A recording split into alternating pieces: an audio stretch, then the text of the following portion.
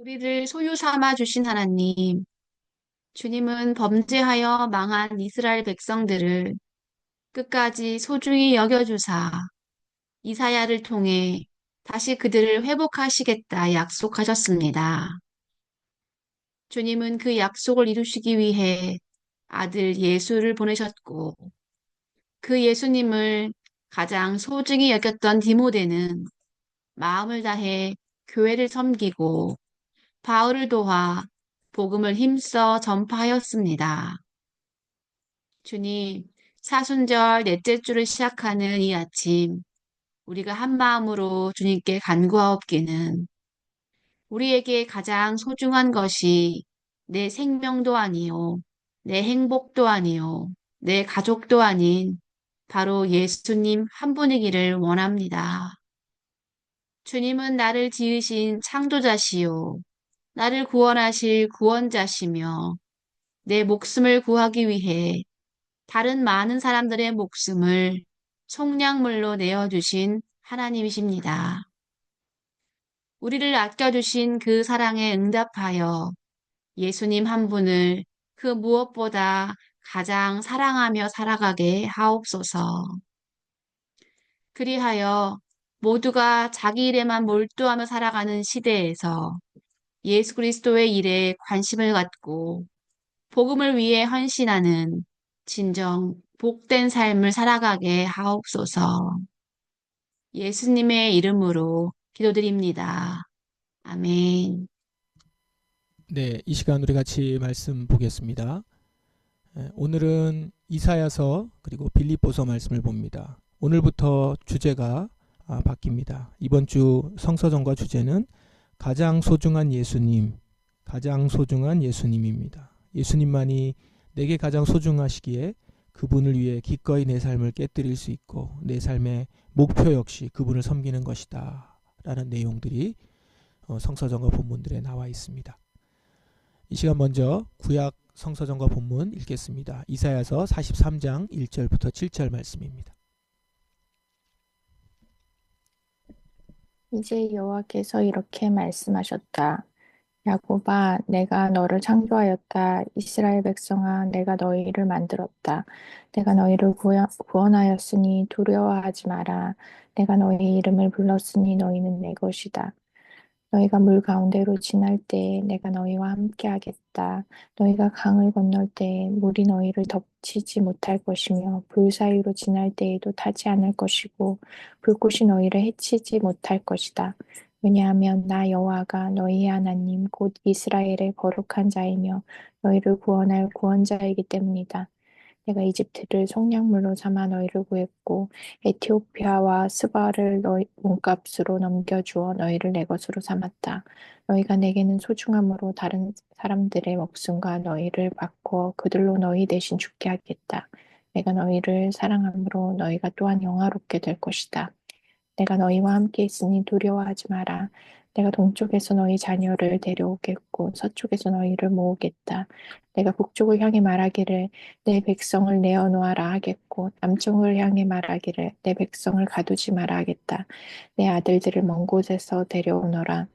내 딸들을 땅 끝에서 데려오너라. 내 이름으로 불리는 모든 백성을 내게로 인도하여라. 내가 내 백성을 위해 그들을 지었다. 내가 그들을 창조하였다. 아멘.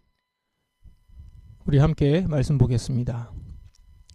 본문은 하나님께서 이스라엘 백성에게 하신 구원의 약속을 담고 있습니다. 하나님은 당신께서 이스라엘 백성을 창조하시고 구속하셨다라는 것을 선언합니다. 야곱 백성아, 이렇게 시작하죠. 야곱 백성아, 내가 너희를 창조하였다. 이것으로 시작하는 선언은 야곱과 이스라엘을 창조하고 지으셨으며 그들을 구속하여서 너희는 내 것이라 라고 하는 하나님의 말씀을 전합니다. 또 어려움 속에서, 어떠한 어려움 속에서도 하나님이 함께 하시며 그들을 보호하실 것이다 라고 약속하시죠. 물이 덮치지 못하고 불은 태우지 못할 것이다 하십니다. 하나님이 이스라엘을 얼마나 사랑하시는지 그들을 구속하기 위해 이집트와 에티오피아와 스바를 대가로 내주실 정도라 이렇게 말씀하시는데, 이집트는 이전 출애굽 시절을 기억나게 하시는 것 같고요. 에티오피아와 스바는 저 멀리 있는 지역, 땅끝에 있는 지역, 거기까지도 그에게까지도 이를 마다하지 않을 만큼 이스라엘을 사랑하신다라고 말씀하시는 겁니다. 하나님은 동서남북에서 흩어진 자손들을 모으시고 자신의 이름으로 창조된 모든 자를 불러 모으실 것을 약속합니다. 이것은 하나님의 영광을 위한 계획이다라고 합니다. 본문은 하나님의 보호와 사랑, 그리고 백성에 대한 구원의 확신을 아주 강력하게 전달하면서, 그래서 절망 속에서도 희망을 주는 메시지입니다. 절망 속에서도 희망을 주는 메시지. 왜냐하면 지금 이스라엘은 포로 상태이기 때문입니다. 이 배경을 보면 이스라엘은 이미 망하고 나라도 자기 땅도 없는 절망에 빠진 상태였습니다. 자, 그런 배경을 생각하면서 이 말씀을 다시 보시면 지금 하나님이 왜 이렇게 이스라엘을 강하게 격려하시는지, 아주 강조하시면서 격려하시는지 이해가 됩니다. 다른 사람들의 목숨과도 바꿀 만큼 소중하다, 굉장히 편애하시잖아요. 그렇게 말하는 이유가 있는 거죠. 지금 이스라엘은 하나님께 심판을 받아서 재앙 가운데 있는 중입니다. 이스라엘 백성들은 절망했죠. 왜 절망했냐면 하나님이 나를 버리셨다, 하나님이 나를 미워하신다, 그런 절망 가운데 있었던 겁니다. 그러나 하나님은 이스라엘을 완전히 버리셨다는 것이 아니라 버리신 것이 아니라 그를 다시 새롭게 하시고자 하는 이유였다라는 것이죠. 그러면서 지금 하나님은 오히려 나는 너희를 가장 귀한 존재, 소중한 존재다, 이렇게 말씀을 하시는 것입니다. 그리고 하나님은 말만 그렇게 하신 것이 아니라 정말 이스라엘을 아끼고 소중히 여기셨으며 그들을 다시 얻고자, 진정 당신의 백성으로 다시 세우시고자 당신의 아들을 희생하는 일까지 그렇게 하셨죠.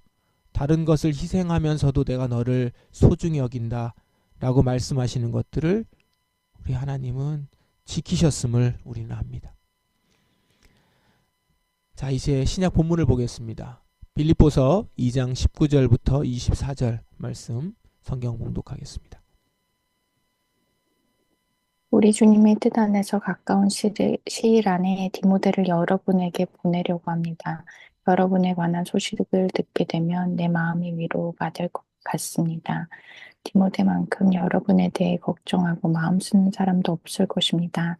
다른 사람들은 모두 자기 일에만 정신이 팔려 있어서 예수 그리스도의 일에는 관심이 없습니다. 여러분도 디모데의 인품에 대해서는 이미 알고 있을 것입니다. 그는 나와 함께 하나님의 복음을 전할 때 마치 아들이 아버지를 섬기듯이 나를 도와주었습니다. 앞으로 나와 관련되는 일이 결정되는 대로 그를 여러분에게 보내겠습니다. 그리고 가까운 시일 안에 내가 여러분을 만날 수 있도록 주님께서 도와주실 것이라고 확신합니다. 아멘. 같이 말씀 보겠습니다. 본문은 바울이 빌립보 교인들에게 디모데를 추천하는 내용이 담겨 있습니다. 지금 바울이 빌립보 교인들에게 편지를 보낸 내용이죠. 디모데를 좋은 목회자로 교인들에게 소개하고 있습니다. 당시 고대 사회에는 편지를 쓴 사람 못지않게 편지를 들고 가는 사람도 중요했습니다. 인편으로 보내는 과정에서 편지를 들고 가는 사람의 신뢰가 확보되지 않으면 편지의 진위도 보장되지 못하기 때문입니다. 이미 디모데는 빌립보 교인들에게 어느 정도 알려져 있고 이미 신뢰도도 높습니다만 바울은 한 번 더 분명히 디모데에 대해서 말을 하고 있습니다. 그 중에 이런 구절이 있죠. 21절에 보시면 다른 사람들은 모두 자기 일에만 정신이 팔려 있어서 예수 그리스도의 일에는 관심이 없습니다. 이게 무슨 말입니까? 다른 사람들은 예수 그리스도보다 자기를 우선시하는데 디모데는 그렇지 않다라는 겁니다. 디모데는 그리스도의 일을 가장 먼저 관심으로 놓고 움직이는 사람이다. 그런 그가 바울에게도 잘했습니다. 사람에게도 잘했어요. 마치 아들이 아버지를 섬기듯이 도와줬다라고 이렇게 감사하면서 칭찬하잖아요. 자, 디모데는 어떤 사람이라고요? 그리스도의 일을 가장 먼저 생각하는, 가장 소중히 생각하는 사람인데 그런 그가 바울을 아버지 섬기듯이 했어요. 그렇게 한 이유가 뭘까요? 바울이 그리스도의 일을 가장 우선시하는 사람이었기 때문일 겁니다. 바울이 그리스도의 일을 가장 우선시하는 사람이니까 디모데는 바울에게 잘하는 것이, 바울을 잘 섬기는 것이 곧 그리스도를 섬기는 일이라 여겼기 때문이겠죠. 동시에 빌립보 교인들에게도 잘했다. 빌립보 교인에 대해서도 걱정하고 마음 쓰는 것, 그것이 아주 강하다라고 하는 건데, 그것도 곧 그리스도를 위한 일이었기 때문일 것입니다. 디모데를 보면 이것을 알 수 있습니다. 예수님을 가장 소중히 여기는 사람은 사람과의 관계에서도 일관된 기준으로 나타난다.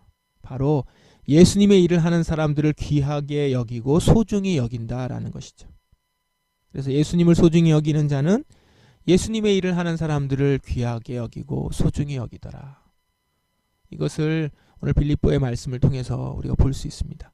자, 두 본문을 가장 소중한 예수님, 가장 소중한 예수님이라는 관점에서 종합을 해보십시다.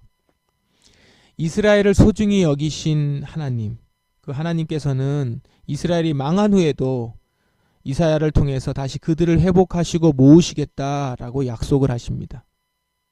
그렇게 이스라엘을 가장 소중히 여기신 하나님은 이스라엘을 살리기 위해서 다른 이의 목숨까지도 대신 죽게 하겠다, 이렇게 말씀까지 하시죠. 그런데 이 말은 단지 과장된 표현이 아니었습니다. 어떻게 하셨죠? 하나님은 당신의 독생자를 보내주셨고 이스라엘을 위해 그 독생자 예수 그리스도 죽게 하셨습니다. 이제 그 예수 그리스도 안에 거하는 자들은 다시 주님의 소중한 백성이 될 수 있게 되었습니다. 이렇게 다시 주님의 소중한 백성이 된 사람 중에 하나가 오늘 신약 본문이 소개하고 있는 디모데입니다. 디모데는 자신이 예수님께 소중히 여김을 받았음을 깊이 깨달았습니다.